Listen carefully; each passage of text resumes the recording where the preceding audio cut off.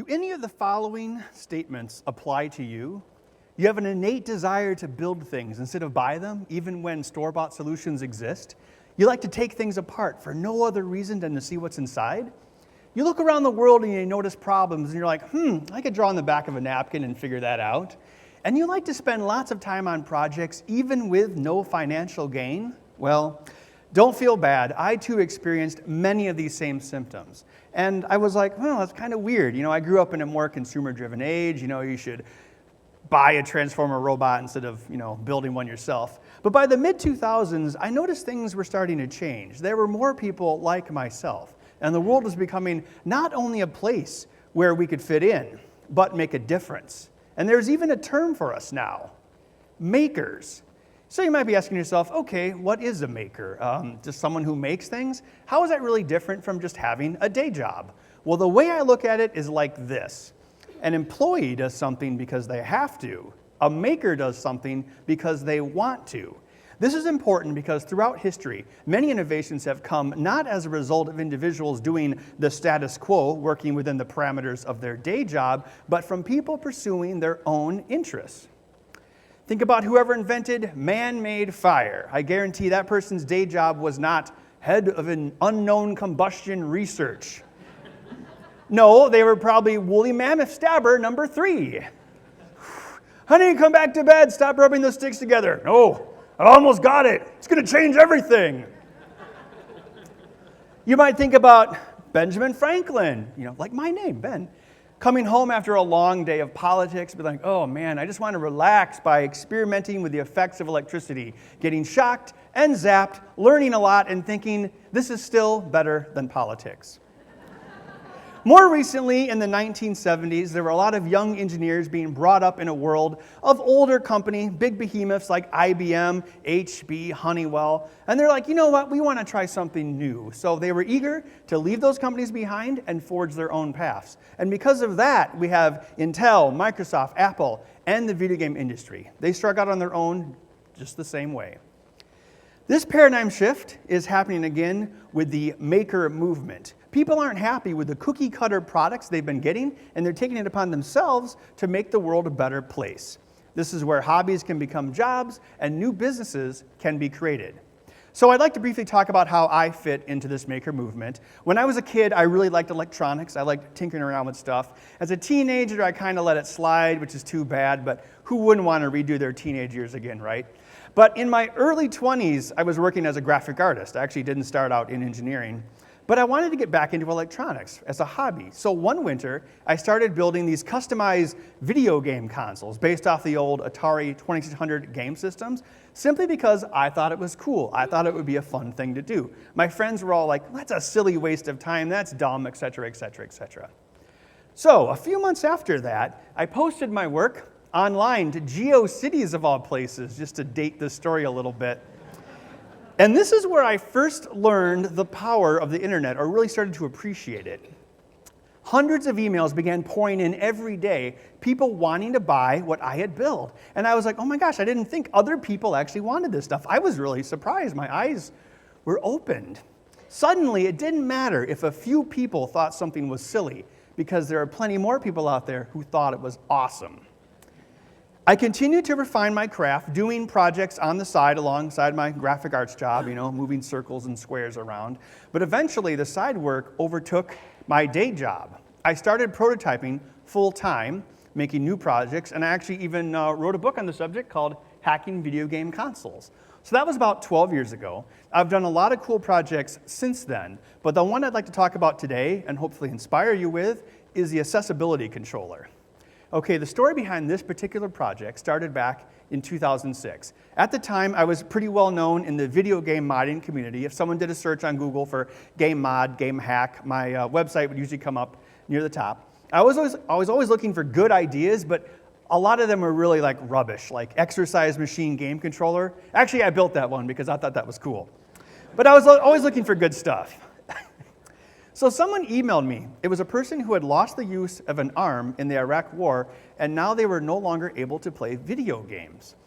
And the thing about the Iraq conflict and the Afghanistan conflict, it actually had a very high rate of survivability, about 90% of people who were injured. So if you got injured, you had a good chance of coming back home, but you might have life-altering changes, including a lot of amputations. And like with this guy, I'd never thought about it before. You can't play a modern video game console with only one hand. It requires both hands. So you might say, well, why doesn't something like this exist? Why wouldn't a large company like Microsoft or Sony create something like this? Well, it kind of comes down to numbers. It's deemed that the number of people who might need this versus the number of gamers, et cetera, isn't large enough to justify an entirely new product line. Companies like to build things they can make millions of, even though 42% of Americans are active gamers and 19% have disabilities. You'd think there'd be a lot of overlap. There are additional problems. Persons with disabilities often have specific needs, making a one-size-fits-all solution, like the kind a large company might want to make, harder to nail down. But this is where makers come in. Makers don't have to listen to shareholders and focus groups and target demographics. They don't shy away from small projects. They flock to them. Makers can work one-on-one with clients to create a custom solution that fits the client's need, respond immediately to feedback, and use that information to immediately help the next client or customer. So this was a great flexibility for me when I first started getting started with accessibility controllers. Now, one thing to bring up, there were controllers for persons with disabilities, but nothing really for what you call a core gamer, so I'll explain that really briefly. There are two main types of gamers. Yes. So the first is a casual gamer. And these are people that enjoy cow-clicking web games, you know, Farmville, Zynga. They send you all those annoying notifications on Facebook. Tablet games, and they probably had a Wii back in the day. The other type is a core gamer, sometimes called a hardcore gamer. You know, they stick their tongue out when they play. Now, these people, they usually play console or PC. They game many times a week, and they buy multiple titles a year. Now, casual games can be great for people who have disabilities. You can click cows at your own pace. The controls are simplified. But a core gamer probably isn't going to want to play those type of titles. They want to play the stuff that their friends do online, like Rocket League or Call of Duty, modern, fast-paced games. Now, this is important because a major aspect of a person's rehabilitation after they've had an injury is returning to things they used to love. And for many young people and old people of all ages, this includes video games. So while these specialized controllers would have been too small of a market for a large company, they can be a large market for a small company. And that made it great for makers like me. So we had to figure out, okay, how are we going to make this controller to help people out? So what we did was we kind of decided a way we can split things down the middle, move all the controls either to the left or the right side based off the person's need. This was another challenge if it was a mass-produced product because nobody wants to make two different models of something. Oh, heaven forbid you create two molds, right, of cost and expense. So we started doing prototypes. The early prototypes were fairly over-designed, to say the least. We were laser cutting custom enclosures for everything, wiring a bunch of stuff by hand, splitting it up. It looked cool, but it was time-consuming and not very efficient. However, we did have the flexibility of working with each client one-on-one to make something for each person's specific need. This made the product kind of self-funded. It kept the cash flowing, which was good for me, and kept the product going out the door, which was good for the customers. We continued to refine the design, and I brought people on board to help me out. Instead of making custom enclosures, we started using 3D printers to make additional things you could stick onto a normal controller to make it work for single-handed use. Ultimately, we came up with this, a pretty easy way to play video games with only one hand. And it actually doesn't look too bad except for the big glob of hot glue. But, you know, again, we're still working on it. So over the years, we've helped a lot of people with this project. It started out with a war injury, but that was actually a really small percentage of our total requests. I went through my email, a keyword search, and I came up with these following statistics. A lot of stroke, birth defects were quite large as well, workplace injuries, car accidents, and also a lot of motorcycle accidents. So any chance of me ever buying one during a midlife crisis, a motorcycle, gone. I'll find some other hobby or something, maybe a boat. I've heard that's a swell hobby. So anyway, that's an example of something we did. But for a new maker out there, perhaps someone such as yourself, you might be thinking, okay, how can I get started? How can I find these markets? Well, there is a bit of a chicken and the egg problem. You need good projects to become well known, but you need to be well known in order to get those good projects. How do you break this cycle? Going back to our original definition of makers, you first need to do things on your own to get your name out there. What sort of things? Well, do what you're good at and do what you love. Look at me. I was good at video games and I loved video games, so my love came through into the product and it really helped. This gives you the ability and the desire to accomplish your goals. Okay, so what sort of things should you build? Well, look around, see what's missing in the world. What can be fixed? What do people need? What is something that people do already that you can make easier? Also, if something seems too obvious, don't feel bad. I mean, give it a shot anyway. Also, don't rule out improvements to existing products because there's always a market for doing things better or cheaper. Better or cheaper, those are the magic words. So once you have something that you've built, and I always encourage people to build things, share it with the world. You don't even need a traditional website anymore. We've got Twitter, Facebook, Pinterest, YouTube, all sorts of stuff. People online will definitely give you their opinions, so if they like what you've done, you'll know, and if they hate it, you'll really know. But at least you'll get the feedback, and that's when you can find out what kind of things you should make. Also, there's a lot of people out there who have really good ideas and they want to, get them done, but they may lack the technical skills, but may have the money to get them done from someone else. So those people, if they see you online, they'll seek you out and ask your help. And that's great because it can be their ideas and your talent. Win-win for everyone. So there's never been a better time to make things, whether as a hobby or as something you could evolve into a business. I mean, let's just think about how far we've come and how lucky we are. Like 20 years ago, some of you may remember, we had an internet, but we kind of barely had an internet. The search engines were rudimentary at best. It was hard to find things. It was, kind of a wasteland. But now, the sum of all human knowledge is as close as your pocket. People can learn in ways they never could before without the limitations geographically of traditional schools, businesses, or libraries. So 10 years ago, even, it was kind of hard to get into entry-level electronics. Everything was being marketed towards large companies and professional engineers. It was kind of scary.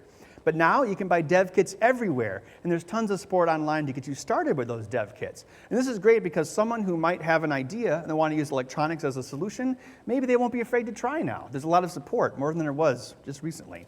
5 years ago, we didn't have access to reliable, affordable 3D printers. If you wanted something made out of plastic that looked halfway decent, you paid for expensive tooling or machine work. Now, 3D printers are cheaper than buying a laptop and as easy to use as pressing a button, as long as the first layer sticks, of course.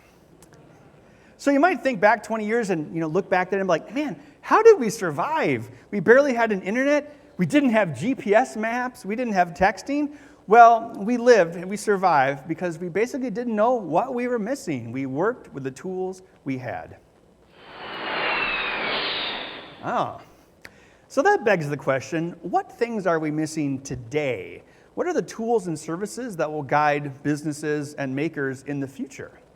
So historically, innovations usually come from scaling down existing technologies into a smaller form that is cheaper or more reliable for consumers. We can look to that for some examples of what the future might hold. Here are some things that I personally think would be very beneficial to myself and others.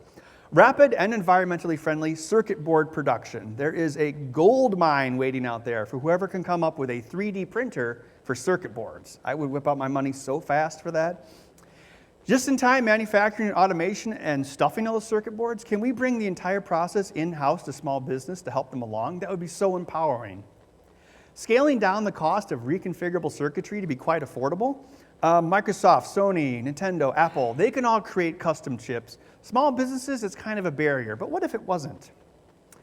And this is one I'd really like, better speed, quality, and resolution for 3D printers so they could compete with injection molds. If you don't know about injection molds, you're spending like 20 or 30K on a big hunk of steel that can make one part. That's just not really that efficient. So any of these things could be great inventions and great future tools. Now that begs the question, who will use them? Who will build them? It could be one of you. So there are 4 main points I'd like you to take away from my talk today. First one being, what drives you will drive others. The best way to keep yourself motivated is to do the things that you enjoy. Share what you can do with the world, and the world will guide you from there. Secondly, engage outside your community. Some of the best ideas can come from places you would never think of. Talk to people, especially those in different lines of work. Think outside your own box. Next, constantly expand your skill set. I used to think 3D printers were a gimmick, useful for only making keychains and bottle openers, until I got one and I'm like, oh man, I was so wrong. Don't rule out new ways of doing things just because you're comfortable with old ones. And finally, most importantly, no idea is too obvious. Don't worry if it seems like someone should have already invented this. Think about ketchup. Okay, so people were banging on the bottles, knocking them against tables, sticking the knife up, trying to get the ketchup out for 125 years of ketchup sales. Until someone's like, hey, right? Great ideas should be obvious. Thank you for your time.